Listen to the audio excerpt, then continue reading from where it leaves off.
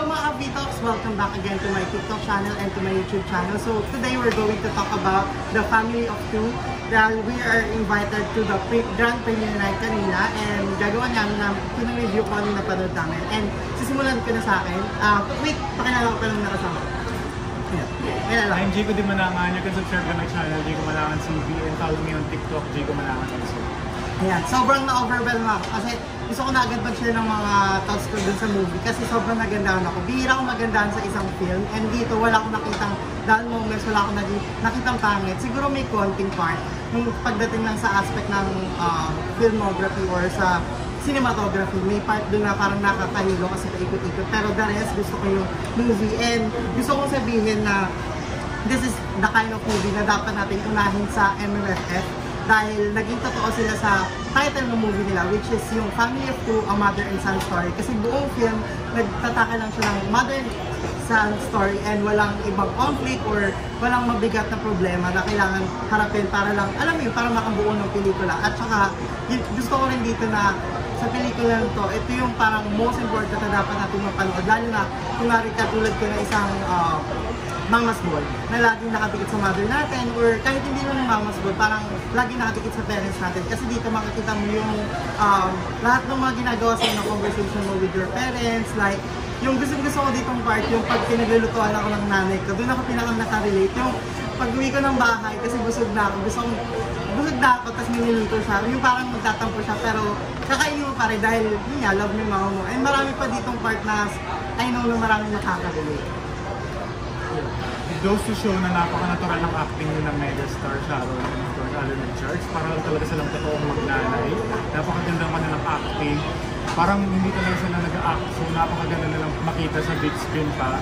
So ang ganda rin kasi ng dynamics ng dalawa. Kasi kahit na first time nila magsama sa isang movie, parang kitang-kita mo talaga na parang ang dami nilang pinagsamahan at parang talagang nanay at anak yung kanilang turingan.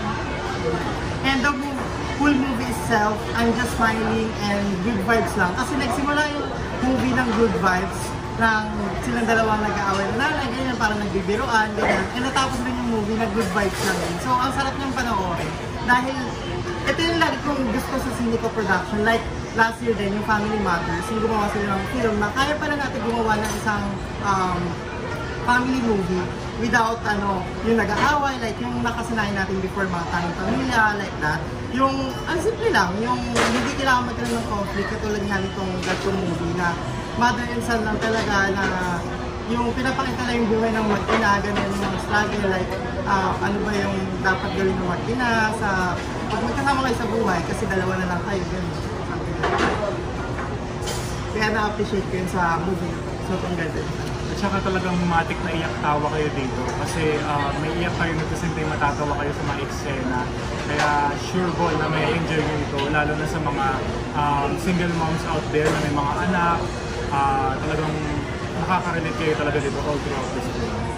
Gusto kong i-commend dito si Sharon Cuneta, nag-iisang megastar dahil talagang makikita mo na no acting required na naging isang nanay lang siya. Para kang nanonood ng magnanay lang, pati sila ni Alvin, off-cam and on-cam. Kung ano nakikita mo sa kanila kanina dun sa sinihan, pati na pinapanood mo sila screen, nag-translate siya into screen.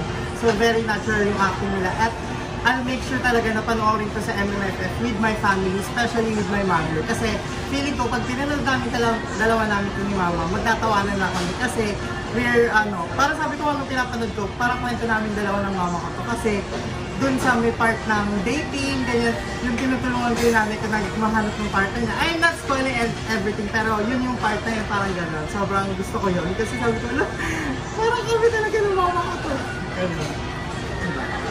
So you can watch this on December 25 until January 7 sa lahat ng mga sinihan out there.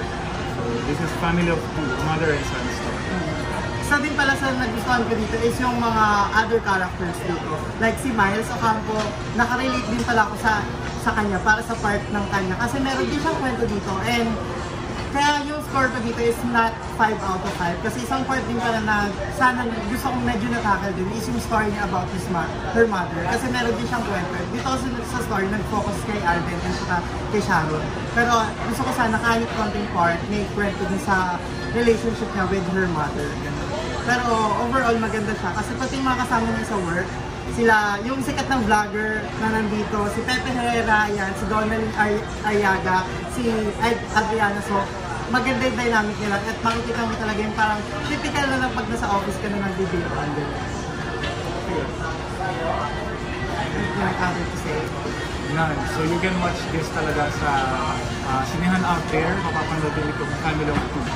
There's no dull moment dito sa movie nito. And one thing I realized lang din dito sa movie nito is dapat yung mga mother natin, parati natin pinaparamdam sa kanila na mahal natin sila at every time nakasama natin sila kasi we don't know what will happen next to them. And also, may sarili din silang life, so let them live their life. Ikaw, ano na-realize mo sa movie? Takeaway ko sa film, you should take care of your mother and your father as well. Yung parents nyo dahil hindi naman hanggang sa panahon na nandiyan sila for us. Habang nandiyan sila, spare your moments with them, treat them, date them, do whatever what makes them happy. Kasi talagang gusto lang naman talaga natin lumigayan sila. And right now kasi diba, they took care of us. Sa lahat ng panahon, lalo na nung bata pa tayo. And then ngayon na meron na tayong responsibility, nakakapag-work na tayo, may pera na tayo. So, might as well bring them kung ano yung deserve nila. Yes, I agree with that. Kaya lagi natin i-spoil yung mga magulang natin, hindi lang mothers, pero yung mga parents natin, habang yung gusto, mother and father. And isa din sa gusto kong, sabi ko na sinasabi, pero ang dami ko kasing love din sa movie. Yung isang part lang doon, nakasama niya yung parang nanliligaw dun sa parent niya. Kasi yun yung isang part na sabi ko, sana magawa ko din sa mother ko. Kasi ngayon yung part nito sa hindi ginagawa. Hindi ko pa nagagawa.